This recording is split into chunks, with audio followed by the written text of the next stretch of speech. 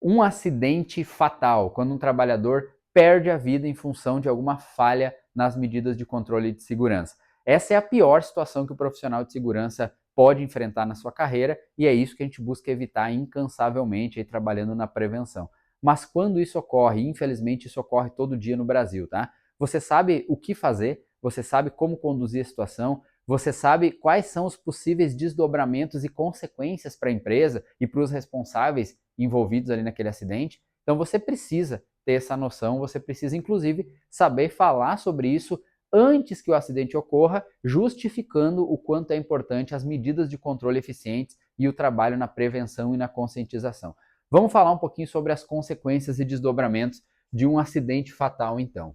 Primeiro passo, você tem que emitir a CAT de imediato. O prazo é imediato, o prazo é 0 dias. Aconteceu um acidente fatal, a CAT tem que ser emitida. Esse é o primeiro ponto, tá? Segundo, se ocorreu óbito no local, dentro do ambiente de trabalho, a Polícia Civil vai fazer uma perícia, porque muito provavelmente vai ser aberto um inquérito policial para apurar possível culpa de alguém nesse óbito, né? Esse óbito pode deixar de ser apenas um acidente de trabalho e pode ser encarado, inclusive, como crime, na esfera criminal, que eu já vou explicar, tá?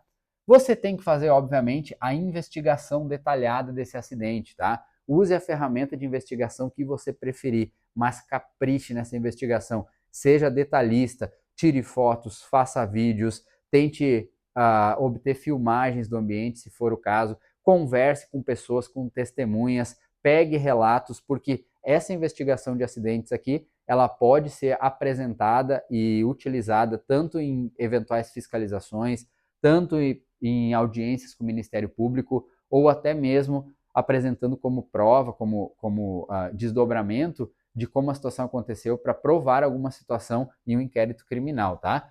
Outro possível desdobramento, que normalmente acontece, é a auditoria fiscal do trabalho. O Ministério do Trabalho se faz presente e, após identificar quais são as falhas, muito provavelmente pode ter alguma interdição parcial ou total da empresa, além de todas as multas pelas NRs não cumpridas, porque se ocorreu acidente, é porque ocorreu alguma falha certamente, tá?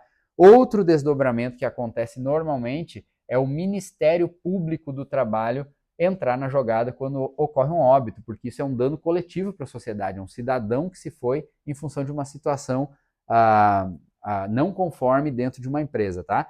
E essa fiscalização do Ministério Público normalmente se desdobra num termo de ajustamento de conduta, que é um TAC, que se não for cumprido, acaba se desdobrando numa ação civil pública, numa ACP. E aí o buraco é mais embaixo, aí quando envolve ação civil pública, tá? Como eu falei antecipadamente, vai existir um inquérito criminal e os culpados podem ser processados como réus nesse inquérito policial pelo artigo 121 do Código Penal. O que é o artigo 121? Homicídio. Sim, os responsáveis da empresa, e quando eu falo responsáveis, é tanto os donos que foram negligentes, omissos, ou os profissionais de segurança do trabalho, que somos nós. Claro que a gente vai defender e vai tentar provar o contrário.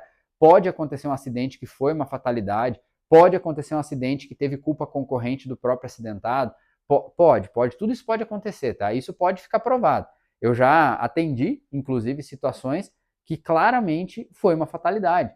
Foi uma pequena, nem foi uma falha grotesca, foi uma pequena falha do próprio operador e aconteceu que se desdobrou numa situação de acidente e ele veio a óbito. Mas a empresa tinha todo o aparato de segurança, tinha treinamentos para aquela situação, tinha todas as medidas de controle, tinha todos os programas, tinha monitoramento da saúde, tinha treinamento para içamento de carga, para isso, para aquilo, tinha tudo. Então, primeiro foi aberto o inquérito, sim, mas dentro do inquérito foi provado que a empresa cumpriu toda a sua parte, os profissionais envolvidos cumpriram toda a sua parte e ninguém foi processado, ninguém foi condenado a nada. Mas e se não tivesse todas as medidas de controle implementadas? E se, Jéssica, fosse aqueles PGR Ctrl-C, Ctrl-V de CBO? Aqueles PGR fajuto que simplesmente uma vez por ano aparece lá para vender um PDF, achando que só serve para vender exame depois lá na clínica do doutor. E se ocorre um acidente fatal numa situação dessas, o elaborador desse PGR fajuto aqui vai ser chamado no inquérito e vai responder quais são as medidas, como que tu tratou, como tu desdobrou no teu PGR, como tu apresentou para a empresa, tu fazia visitas, tu dava uma consultoria de fato para essa empresa. vai ser questionado. Tu vai sustentar? Tu vai segurar esse rojão? E se o treinamento da pessoa, por exemplo, trabalho em altura, espaço confinado, sei lá eu, simplesmente foi um certificado vendido? Quando acontece esse tipo de situação, tudo vem à tona, pessoal. E aí pensem bem, vale a pena vender um certificadinho por R$ 200 e correr o risco de responder por crime? Responder por homicídio? E aí vão ser avaliados os EPCs, medida administrativa, EPI, todas as demais medidas de controle, tá? Mas sim, os profissionais envolvidos podem responder no inquérito por homicídio culposo, quando tu não tem dolo, mas tu teve culpa porque tu poderia evitar e não fez nada. Tu foi omisso ou tu foi negligente, tá? Da parte previdenciária, existe ação regressiva. O que é ação regressiva? Imagina que esse acidente deixou uma viúva com 30 anos de idade. Ela vai receber uma pensão da Previdência Social, que é um benefício de uma pensão por morte, que é um B93, e esse benefício vai até a expectativa de vida dela, que é 77 anos, salvo engano, pela tábua de expectativa de vida do IBGE. Então você joga aí 47 anos vezes R$ 2.500, digamos que seja esse o benefício dela, vezes 13 benefícios por ano. Isso dá mais ou menos 1,5 milhão. E quando detectada a culpa da empresa naquele acidente por não ter cumprido alguma norma de segurança, porque não ter as medidas de controle adequadas, é cobrado da empresa que tem a culpa, o custo desse benefício. Então, esse B93 que a Previdência vai pagar para a família, quem tem que garantir o dinheiro é a empresa. E não é parceladinho, não é todo mês pagando aqueles 2.500. É garantindo o capital que vai para um fundo da Previdência e a Previdência depois garante as prestações para essa viúva. Então, só numa ação regressiva aqui, imagina que 1,5 milhão a empresa vai ter que arcar. Caso a Previdência Social, a partir da Advocacia Geral da União, ingresse com uma ação regressiva contra a empresa, cobrando o dano financeiro que a empresa, por negligência, por omissão, causou para a Previdência Social. Ela pode regredir essa culpa para a empresa e cobrar. É uma seguradora, é assim que funciona, tá? E sem falar também que essa CAT de óbito ou esse B93, se ele ocorrer também, vai impactar no FAP da empresa e vai aumentar os tributos sobre a folha de pagamento por 2 anos. Sem falar na indenização da família. Além de tudo isso, além do inquérito criminal, que é bem ruim essa situação de enfrentar, além das multas do Ministério do Trabalho, além das multas do Ministério Público de assinar TAC, etc. e tal, além da ação regressiva do INSS, além do impacto na folha de pagamento com o FAP, a família ainda pode entrar com uma ação e pedir uma indenização em função do acidente ocorrido com o seu familiar, tá? E fora tudo isso, imagem e reputação da empresa, clima organizacional vai para o saco, e todos os outros desdobramentos, sem falar ainda, às vezes, no peso da consciência de alguém que poderia ter feito alguma coisa para evitar e não fez, quando é o caso, né? Então, olha só, pessoal, olha quanta coisa ruim, quanta coisa, tanto no sentido humano, obviamente, como no sentido financeiro para a organização pode acontecer quando a gente não consegue evitar que aconteça um acidente fatal. Muito dificilmente um acidente é 100% fatalidade, normalmente ocorreram falhas, tá? E quando essas falhas não são pequenas, não são detalhes, não são uma operação do próprio acidentado às vezes, quando são falhas realmente por não cumprir um requisito legal, por ter um PGR porcaria, por fazer um treinamento de qualquer jeito, sem proficiência, ou vender certificado, isso tudo vem à tona quando tem esse tipo de situação e os responsáveis são alcançados sim. Eu, Jonathan, já fui chamado numa empresa onde eu dei um treinamento e ocorreu um acidente fatal 4, 5 meses depois, e um dos fatores que o juiz atribuiu às causas poderia ser o treinamento insuficiente. E lá fui eu comprovar minha proficiência, pegar as listas de presença, que a carga horária foi ok, pegar todo o material didático que eu usei e mostrar que o conteúdo atendeu à instrução dos bombeiros, foi um curso de brigada de emergência, inclusive, mostrar fotos e vídeos do treinamento,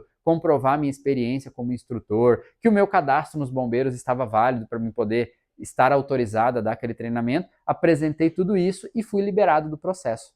Nessas horas a gente vê como é importante a gente ser idôneo, a gente fazer um trabalho bem feito, a gente fazer um PGR com as medidas bem dimensionadas, a gente fazer treinamentos coerentes com o que a norma diz que tem que ser e assim por diante, tá? Então, eu não quero essa experiência para vocês, mas vocês têm que estar preparados para se um dia isso acontecer. E principalmente vocês precisam entender todos esses possíveis desdobramentos para vocês justificar para a empresa. Olha, empresa, beleza, eu sei que é um custo, eu sei que parar a produção às vezes é difícil, eu sei que investir 10 mil reais ali em uma medida de controle, em treinamentos, é complicado, eu sei que gastar 200 mil reais para adequar as máquinas é um investimento que afeta o caixa da empresa, mas não é muito melhor fazer tudo isso se programando e evitar um prejuízo muito maior?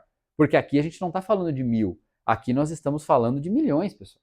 A gente fala de ação regressiva, de impacto de FAP, de indenização para a família num caso desses aqui, de multas, Ministério do Trabalho, Ministério Público, a gente está falando na casa de milhões, a gente não está falando de milhares de reais. Então, quando a gente avalia, olha o prejuízo, olha o dano, primeiro humano de todos, depois, talvez a gente carregar isso na consciência o resto da vida. E terceiro, o rio de dinheiro que vai embora, será que é um risco que vale a pena correr para não ter medidas de controle adequadas?